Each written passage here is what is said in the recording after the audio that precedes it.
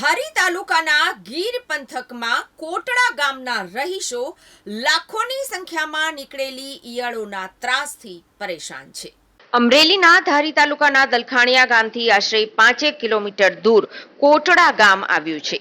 ઈયળના ભયંકર ઉપદ્રવથી પીડાઈ રહ્યું છે અને લાખોની સંખ્યામાં આ ઈયળ ગામની બજારમાં, ઘરમાં, સ્કૂલમાં અને ખેતરોમાં જ્યાં જુઓ ત્યાં જોવા મળે છે। આ ઈયળ ચોમાસાની શરૂઆત થતાં જ જંગલની નજીક જે ગામો આવેલા છે ત્યાંથી રહસ્યમય રીતે લાખોની સંખ્યામાં નીકળી પડે છે। ઈયળનો ઉપદ્રવ એટલો બધો કોટડા ગામમાં વધી ગયો છે કે લોકો જમવા બેસે ત્યાં થાળીમાં પણ આવે છે। આખો દિવસ કોટડા ગામની મહિલાઓ સાવરણી લઈને આ ઈયળને કાઢવામાં જ વ્યસ્ત રહે છે। કોટડા ગામના લોકો દ્વારા પાવડર કે દવા જેવી અનેક વસ્તુઓનો ઉપયોગ ઈયળના ત્રાસ મુક્ત થવા માટે કર્યો હતો, પરંતુ 1000 મારો કે લાખો ઉત્પન્ન થાય છે। આવી પરિસ્થિતિનું નિર્માણ આજે કોટડા ગામમાં થયું છે। શું સમસ્યા છે? નરેશભાઈ ડાવરા, કોટડા ગામ। શું સમસ્યા છે? સમસ્યામાં તો ઈયળો કેટલી આવે છે ને કેટલી જાય છે કોઈ હિસાબ જ નથી આમ। નળિયામાં આવે, રૂમમાં આવે, ઓસરીમાં આવે, રસોડામાં આવે, જમતા હોય ત્યારે પડે, વાળવાનું શરૂ જ રહે છે। તીકોડે તો જમાય છે, હુવાતું નથી, જમાતું નથી। કેટલી સંખ્યામાં ઈયળ? લાખો સંખ્યામાં, કરોડો સંખ્યામાં, કોઈ હિસાબ જ નહીં એમ। ક્યારે આવે છે?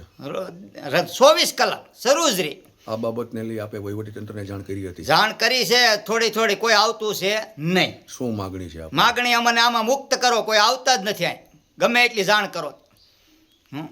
મુખ્ય માગણી શું છે આપની? આપણે આ બસ આમાંથી સોલ્વ કરી જ નાખો એવી માગણી છે। ઈયળના ત્રાસમાંથી? હા, ઈયળના ત્રાસમાંથી, બરાબર છે। ગામને મુક્ત કરો। હા, ગામને મુક્ત કરો। છેલ્લા કેટલાય વર્ષોથી ચોમાસાની શરૂઆત થતાં જ કોટડા ગામમાં આ ઈયળનો ઉપદ્રવ જોવા મળે છે।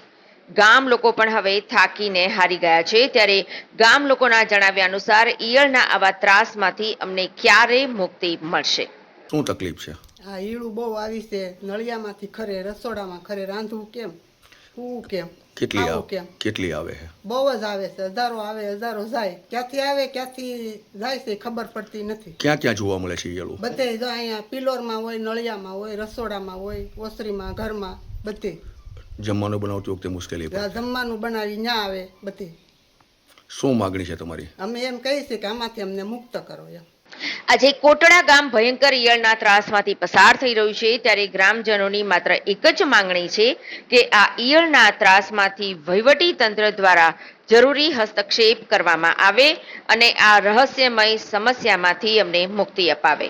હવે જોવાનું એ રહ્યું છે કે વહીવટી તંત્ર દ્વારા કોટડા ગામને ઈયળના ત્રાસમાંથી મુક્ત કરાવવામાં આવે છે કે કેમ। ગ્રામજનોને પડતી મુશ્કેલીને તંત્ર ક્યારે દૂર કરશે તે જોવાનું રહ્યું।